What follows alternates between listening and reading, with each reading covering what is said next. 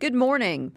Benjamin Franklin once said an ounce of prevention is worth a pound of cure. Our next guest feels that this is especially true when it comes to a prenup. Christopher Yu practices family law at Shulman Partners, and he joins me now. Good morning, Christopher. Good morning, Megan. Some might say planning for a divorce is not a great way to kick off a marriage. What say you? Well, you're not really planning for a divorce. You're setting the rules for what's going to happen if you divorce. It's a very different thing. People have life insurance without planning on dying here. So I don't think that's correct to say. Are prenups expensive? They're not necessarily expensive. Where it can get expensive is if people start negotiating back and forth on what the terms should be. But a very simple, straightforward marriage contract does not have to be expensive. What sort of things should a marriage contract address? Prenups will generally address two major areas: property rights and spousal support rights. You can't talk about kids, you can't talk about who's going to pay child support, but you can talk about the property and spousal support rights between two people that are going to get married. Are they set in stone? The prenup is presumptively valid until it's changed.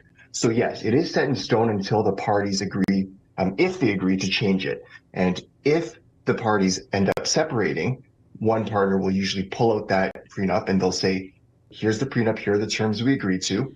This is what's going to happen on there. And it'll address any issues that are set out in that agreement. Okay, Christopher, how close to the wedding day should you have one drawn up? Yeah, as a family lawyer, I always recommend that you address this situation as early as possible. Ideally, you do it months in advance. The reason you want to do that is twofold. One, you don't want to put more stress on yourself the closer you get to the wedding date. And you find yourself saying, oh my gosh, I got to do this thing right before we get married.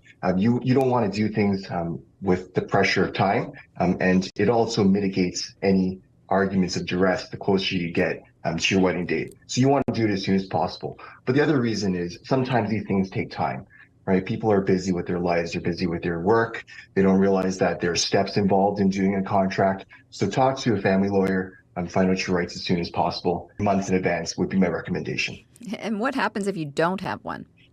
If you don't have a prenup or a marriage contract, basically you're at the hands of the Family Law Act and the Divorce Act when it comes to dealing with your spousal support and property rights. Whatever the legislation indicates are your rights at the time, that's what you're going to fall under. So the latest stats show that prenups are becoming increasingly popular, especially with the younger set. Are people getting smarter?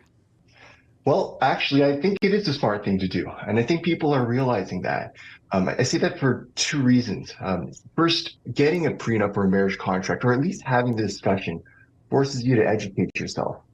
Getting married is one of the most significant legal actions you can take. And people want to know the consequences before they jump 2 feet in. The other reason is when you learn about your rights, you and your partner can make an informed decision about whether or not a prenup is the right decision for you. Some people decide not to do it, and that's fine. Some people decide to do it after having learned about their rights, and that's also great. Is there anything else I should be asking?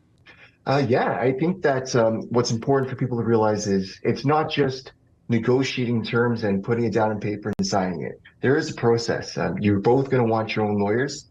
You're both going to have to make full financial disclosure to the other, which means that you want to know what your partner has, and your partner's going to want to know what you have.